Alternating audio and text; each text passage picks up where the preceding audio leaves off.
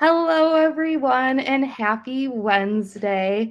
Thank you all for joining us today for another Hits Different Talk this American Diabetes Month. My name is Abby Bornemeyer, and I'm the Social Media and Digital Events Manager here at the American Diabetes Association. Today, we are joined by a very special guest, Cheria Moore, and it's actually her birthday today. So happy birthday, Cheria. Thank you. We're so excited to have her on here and just have her share her diabetes journey and story and just a little bit about how diabetes hits different for her. So without further ado, Sharia, welcome. Hi, thank you for having me, Abby. I'm so Of excited. course. We're so happy to have you here. How are you doing today on I your am doing birthday? I am doing great. It feels great to be 31. God is good and I'm happy. That's awesome. Well, thank you so much for taking the time out of your Wednesday and your birthday to talk with us this American Diabetes Month. We're really excited, and I know everyone tuning in right now is really excited. And if you are tuning in right now, just get ready to be inspired and learn from Sharia. And if you have any questions too for her, feel free to drop them in the chat. And as we go along, we'll try to answer them. But this is meant to be just a conversation, and we're really excited. It looks like we already have someone who put in here. They're watching from Jamaica, so that is really cool. Cool. Very Very cool. cool. Welcome. Well, thank you, everyone. And Sharia, why don't we start out by having you introduce yourself? All right, sure. So my name is Cheria Moore. I am currently located in Huntsville, Alabama, though I'm originally from Chicago. And I was diagnosed with type 2 diabetes on September 13th of 2021. And it was really a change for me. It completely changed the course of my life, where I was headed. I had to learn about the disease and just start doing the work, and it completely changed the trajectory of my life. Wow. Well, thank you for telling us a little bit about when you were diagnosed. And I'm sure it wasn't an easy diagnosis to get and hear that. But could you tell us a little bit like what was going through your mind when you heard that you had type 2 diabetes? Well, first off, I was definitely shocked because I knew it was in my genetic makeup. You know, my father has it, his mother had it, so I knew it was in my, it was genetic. But I thought I had at least like, another 50 years before I had to either deal with it or just start making the adjustments to that kind of lifestyle. But yeah, I was 29 when I found out. I was devastated. I really just thought my life was over before it even started, because I really put my life on pause when I graduated college because my mom got sick. And to have my own health called into question and I have to reevaluate everything it was pretty sad. But luckily, I had an awesome support circle, and also I had to learn the disease and just realize like my life is not over just because I have this diagnosis. That I can still live a full life. I can still have children. I can lower my A1C, which I did in the past year. Wow. Well, thank you for sharing a little bit about, what was going through your mind when you were diagnosed. It isn't easy. It's hard hearing a diagnosis like that. And so, I mean, the fact too that you realize that you can still live your life to the fullest, that is 100% true. And everyone watching too, please know that diabetes doesn't define you just because you're living with that. So we're really glad to hear too that you're, continuing to live life fully and moving forward. Did you know much about diabetes? I know you said you had some family members who had it, and you thought maybe like you possibly could get it someday in life, but possibly a lot later. Did you know though, like all what diabetes entails, like what management is like, or Mhm. I knew like the I don't want to say the shallow part, but I knew very little about it because I thought that was something that I could put off for like another few decades. And when I had found out my father was diagnosed when I was in college, I just thought like, oh, okay, you have to put the cookie down, what everybody else thinks. When really it was my own ignorance for not knowing that it does not discriminate. You can get Mhm. it at any age. You only have one body. You have to take care of it. And then there is also a type where people are born with it. Mhm. So really, I had to just dive headfirst into the the tools that were available to me. And when I joined Weight Watchers, they had rolled out a program tailored to people living with diabetes. And while I can't speak for everyone, it definitely helped me learn because the group that I'm in, a lot of like-minded women had the same struggle. So I had the support from my family. I had the support from the women's group at Weight Watchers, and my father to lean on as well because he's currently living with type 2 diabetes. Wow, that see, living with diabetes like that, it's a lot. It's a It lot. is. I'm glad though that you found that support system to help you with that. I mean, it's such a transition. So having Mhm. that support is so important. So it brings me to my next question. So, what physical and mental challenges have you experienced now living with diabetes? So I have experienced depression. I struggled in my youth with suicidal ideation, and just because I received this diagnosis, I thought, like I previously said, my life was over before it started. Um, and I had to go back to counseling because just having to check your blood sugar every day, I had to get used to, like poking myself several times a day, taking medication, cutting out foods that I loved but were not good for me, and seeking counseling because so much goes into just being diabetic. It's not all about, though fitness and overall health is beneficial to someone living with diabetes type 1 or 2. It is very much holistic. Like your mental health and every area in your life goes into that. Absolutely, and I'm glad that you know were real and shared that story too, because a lot of people just don't feel comfortable sharing their story and sharing everything that they're experiencing with diabetes. It doesn't just affect your body; it affects your mind too. So you really have to take care of your mental health when you're living with Mm-hmm. diabetes because those all those thoughts and everything will, I mean, they add up and they can take Yeah. over, and you don't want that. There's so many people out there who are here to support you.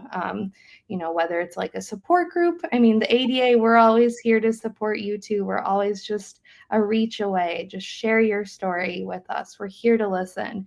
And counseling too. There's nothing wrong, and no one should ever feel ashamed of Mm-hmm. wanting to get counseling for they're living with diabetes. There's so many things. Mm-hmm. So I'm really glad that you mentioned that. Are there any other ways too that you manage your mental health now living with diabetes? Are there maybe special hobbies that help you manage it? hmm So journaling is a big help for me. I also run a lifestyle blog that I update my readers on. I did take a break for the past couple of months just for to focus on my mental health. So I've poured into my church here in Alabama, my best friend Samantha, my mother, my father, my siblings, because everyone knows that if you give something to me, I'm going to learn it so I can flip it and hand it back to you to overcome it. So when diabetes has definitely been one of the biggest things I've conquered, but I'm an overcomer. That's awesome. You are an overcomer. I love it. And so you mentioned you have this lifestyle blog. Could you let people know who are tuning in where they could find it, or if they could, how they could follow along on your journey if you're Yeah, okay doing so? yeah. So I document a lot of my success on my Instagram page. You can follow me at xo Cheria on Instagram, and my blog is called Queenship. That's the queenshipblog.com, and I update biweekly. Awesome. Thank you for sharing that. So it looks like too in the comments, everyone is being so inspired by your story, and people are saying continue to share your victory. And this is awesome to hear, other people being inspired by your conversations and, other people who are probably going through similar things. It's really great to be able to have this time just to talk about, the real what diabetes really is for everyone. So this is great. Now, another question that I have for you is what changes have you seen or experienced with diabetes. Now, this could be interpreted a few ways because I know you haven't been living with it for so long, but it's also been in your family, so you have seen changes that way too. But I guess as a whole, since this month's American Diabetes Month theme is today's diabetes hits different. What changes would you say you've seen or experienced too? Maybe there was a moment that you experienced now that your diabetes hits different. So my diabetes has hit different. I've had to make several lifestyle changes. I have added fitness into my routine. My fitness hobbies are yoga. I started running again. I took Pure Barre for the first time, so that was pretty awesome, as well as aerial yoga. I like to challenge myself, and I did have to cut back on certain foods because my blood sugar levels are important. I have to check those throughout the day. I added more whole grains, fresh fruits and veggies, as well as lean protein. And I have to just take things one day at a time. I have a dog. I walk him 2 or 3 times a day, and that helps has helped. And also, I have dropped since I started taking my health more seriously. I have dropped over 65 pounds, so that has made a difference. And I feel so much better. I used to think diabetes was a disease that you would face when you get older, or if you were to, like a lot of people say, eat too many sweets. But really, it's genetic. It can just be triggered at any time. You have to take care of yourself, but you also have to love yourself during the process. Because like I said, a lot of other areas of health goes into managing your diabetes. Absolutely. Well, I'm glad too that you shared a little bit more about your journey that you've gotten into Pure Barre aerial yoga, and it's helped you also to lose weight and just feel better too. That's awesome. See, just because you're living with diabetes doesn't mean you can keep pushing forward and you can be healthy too, living with it, which is great. I'm sure there's people too who are tuning in right now who maybe were newly diagnosed or, at risk for type 2 diabetes. I guess, what advice would you give someone who's newly diagnosed with type 2 diabetes? I would definitely say do your research because I'm sure, like a lot of people, I thought I would get it when I was older or that I was fine because I was young. You have to take care of your body.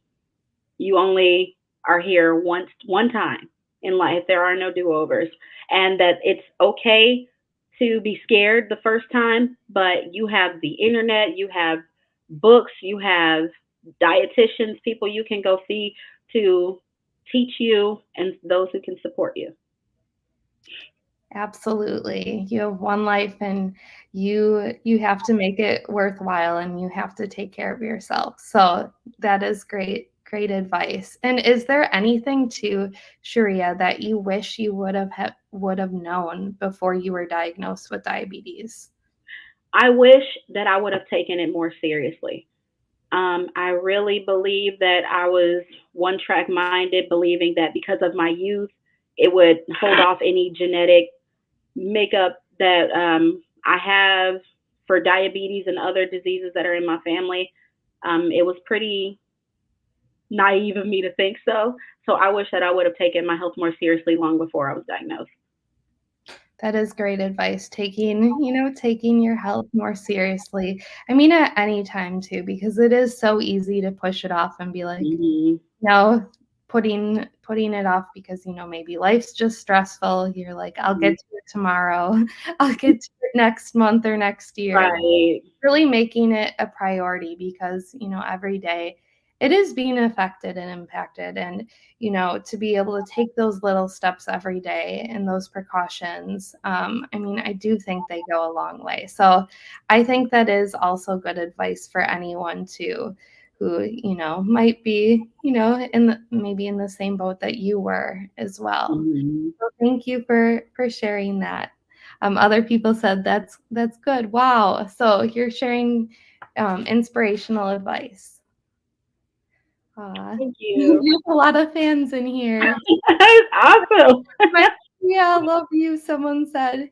It looks like Crystalline said that. Aw, and you have people tuning in from all over. So this is amazing. Now, Sharia, this brings me to my final question for you. Just in today's, like today, in your words, how would you say diabetes is different? It could be however you want to interpret it that way. How do you think diabetes is different than it was before? Diabetes is different than it was before because we have medical practices that are a lot more advanced. We have products that you can buy over the counter, such as your glucose meter, your blood pressure cuff. You have things at your disposal that they didn't have 50 years ago. Because on my father's side, there are people who had succumbed, unfortunately, to diabetes because they either didn't have the resources available to them or they didn't bother to get educated. We have to take advantage of what's available to us in today's time. Absolutely, we do. And, diabetes has changed. It's continuing to evolve. There are so many resources available for people who are newly diagnosed, living with diabetes, or have been for a while. There's so many things. Not saying that it makes it easier, but there's so many things, you're right, that we all need to take advantage of just to make life ultimately a little bit easier and living with diabetes a lot more Mhm. manageable. But this has been great, Sharia. Is there anything else too that you want to share with those listening in on your journey with diabetes? Yes, for those listening in, please know that each journey is different, but you are Mhm. never alone. That is one thing I can promise you. You can lean on someone in your inner circle. You can lean on your church, which is what I do. I lean on my parents and my siblings, my best friends, coworkers. Even my coworker had actually witnessed me breaking down because the stress of trying to manage everything all at once was so triggering for me. So it's okay to be humble, but surround yourself with people who love you, who have good intentions, trust God, and those who can hold you accountable. And if you absolutely feel like you have no one, reach out to me. Again, you can find me on Instagram. I get a plethora of messages quite often, but that's the kind of person I am because you are never alone. And it's extremely difficult, but you learn, you have to get educated, and most of all, hold yourself accountable. Thank you for that. That is a very, very powerful message. And I like how you said, hold yourself accountable. And thank you too for, letting people know who are tuning in that they can always reach out to you as well. It is always great to connect, with other people living with diabetes, people in different places around the world that you might not know otherwise. So that's definitely a positive of social media nowadays. But thank Hmm. you for that. And yes, like we say too at the ADA, you are never alone. Find that support system. There's so many people who care about you. Don't keep those feelings bottled up inside because just because you're living with diabetes doesn't mean you can't still, do everything that you did before you had diabetes. You Hmm. can still do all of it and do way more. You can do everything you ever dreamed of living with diabetes. Yes. It's something you live with. It doesn't define you. You are not labeled you're not labeled a person. You're not Yes. labeled diabetes. You're not diabetes like you, Sharia. You're Sharia. Exactly. My friends identify me by so many things. They're like Cheria the overcomer, Cheria the advocate, the fighter, this and that. And really it just boils down to I'm just me. Absolutely. You are you, which is so important. And I think it's becoming, I think people are becoming more open to sharing their stories, but there's still a lot more progress that we do have to make with getting people, more comfortable with it. Because I know there's always been stigma. People have always felt uncomfortable sharing their diabetes stories because they're worried about feeling judged by other people like they did it to themselves, which is totally untrue because you can get Hmm. diabetes just like hereditary. It's something that just happens to you. Yes. Um, you and someone, Donna, in the comments said you are strong, and yes, you are, Shreya. I 100% agree. No, this has been great, and it looks like we have another comment too from Mike. He's wondering about possibly being on a live event in the future. Mike, if you ever want to share your story or anyone else who's listening in, just like Sharia, visit our diabetes.org/blog page. It's super helpful. You can share your story on there too. And then, we'll reach out to you and get in contact with you about maybe doing a Be a Friend Friday or another talk like this. Mm-hmm. It's different talk. We're always here and we love to share as many stories throughout the year, not just during American Diabetes Month. Or message us on Instagram or Facebook. We're always here and we love to share these stories. Mm-hmm. But thank you so much, everyone. And thank you, Cheria, for being part of this event and, showing the real side of diabetes and everything that you live with and, the emotions that you feel with it, because it's a lot. And I really appreciate your openness and willingness to share your journey, because no journeys are the same, like you mentioned. They're all different, and it's so important. That's how we learn from each other, hearing other people's stories and journeys. So thank you, everyone. And if you're interested too in learning more about American Diabetes Month and this month's different activations we're doing, I highly encourage you to visit diabetes.org/hits different. There's a lot of different resources on there and different, ways that you can get involved too this month and beyond. So thank you, everyone. And Cheria, this has been amazing. We would love to have you back sometime also for a part two. Um, Definitely would love to do so. Thank you so much, Abby. Absolutely, but appreciate it. And thank you for everyone tuning in right now. I hope you enjoy the rest of your Wednesday, the rest of your week, and American Diabetes Month. So stay tuned for more events to come this month. So thank you, everyone. Thank you, guys.